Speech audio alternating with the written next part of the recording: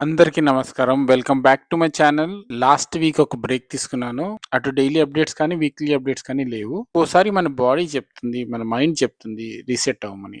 అప్పుడు మన బాడీ మాట, మైండ్ మాట వినాలి. సో అదే ఒక అప్పుడే మనం ఆగి బలంగా రావాలి. I am back. Thank you all. ఇన్ని రోజులు నాతో కనెక్టెడ్‌గా ఉండి నన్ను సపోర్ట్ చేసిన ప్రతి ఒక్కరికి పేరు పేరున ధన్యవాదాలు. So I'm back. I'm with more focus. Thank you. ఈ 2 వారాల వీక్లీ అప్డేట్. ఫస్ట్ ముందు మనం స్టాట్స్ చూద్దాము. హ్యాపీ విషయం ఏంటంటే నేను డైట్ కంటిన్యూ అయ్యాను. ఫస్ట్ వీక్ మొత్తము నా వాకింగ్ కంటిన్యూ అయింది. సెకండ్ వీక్ మాత్రం వాకింగ్ కొంచెం ఆపాను. డైట్ మాత్రం కంటిన్యూ అయ్యాను. సో నెట్ మొత్తం 7.8 కేజీస్ దిగాను with proper diet and healthy walking alone. చాలా హ్యాపీగా ఉంది.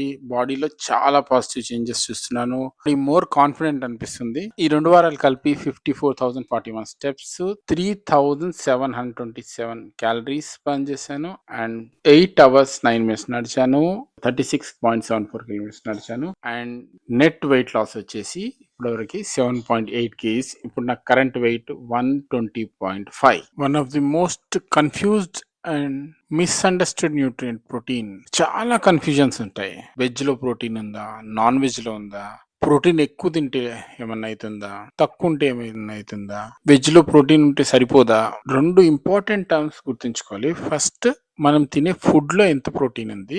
బయో అవైలబిలిటీ అంటే మనం ప్రోటీన్ లో మన బాడీ ఎంత అబ్జర్వ్ చేస్తుంది అనేది ఇంపార్టెంట్. మీరు చూడొచ్చు ఈ టేబుల్లో, మిల్క్ లో పావు లీటర్లు వచ్చేసి 8 grams, కానీ బయో అవైలబిలిటీ వచ్చి 80 to 85%. అదే మనకి దాల్లో వచ్చేస్తే 22 grams, బయో అవైలబిలిటీ వచ్చేసి 60 to 70%. అంటే 100 grams లో మన బాడీ తీసుకునేది వచ్చేసి ఒక 16 grams ఉంటుంది. సేమ్ థింగ్ మన నాన్ వెజ్ లో చూస్తే మీకు చికెన్, ఫిష్ 100 grams లో వచ్చేసి 27 grams. అంటే ప్రోటీన్ కంటెంట్ ఎక్కువ, బయో అవైలబిలిటీ కూడా ఎక్కువ. 90 to 95% ఉంది నాన్ వెజ్ ఫుడ్ అన్నిట్లో.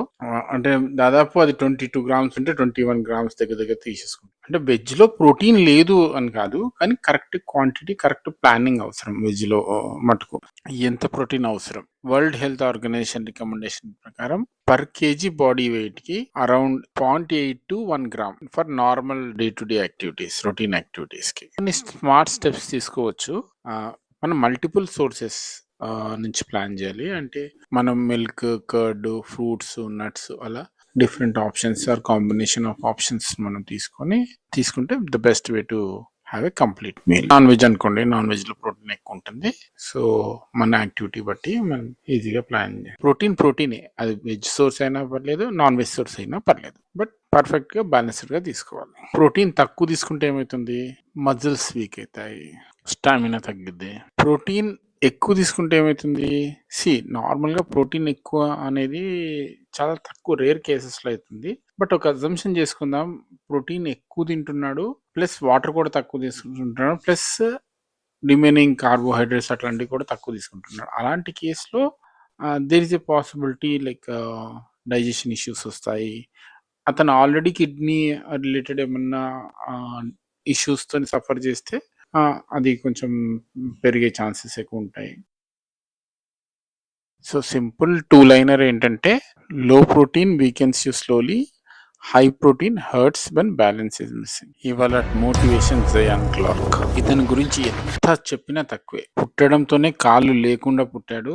చాలా మంది అసలు ఇతను బతకగలడా అనుకున్నారు, కానీ అతను అలా అనుకోలేదు. నా శరీరం ఎప్పుడు నన్ను లిమిటేషన్స్ లో ఉంచలేదు. చేతులతోనే నడవడం నేర్చుకున్నాడు. చేతులతోనే పుషప్స్, పుల్అప్స్ ప్రాక్టీస్ చేశాడు. పరిగెత్తడం ప్రాక్టీస్ చేశాడు. రెజ్లింగ్ ఛాంపియన్ అయ్యాడు. నార్మల్ పీపుల్ ని బరిలో ఓడించడం మొదలు పెట్టాడు. కాళ్ళు లేని మనిషి రింగ్ లో నిలబడ్డాడు.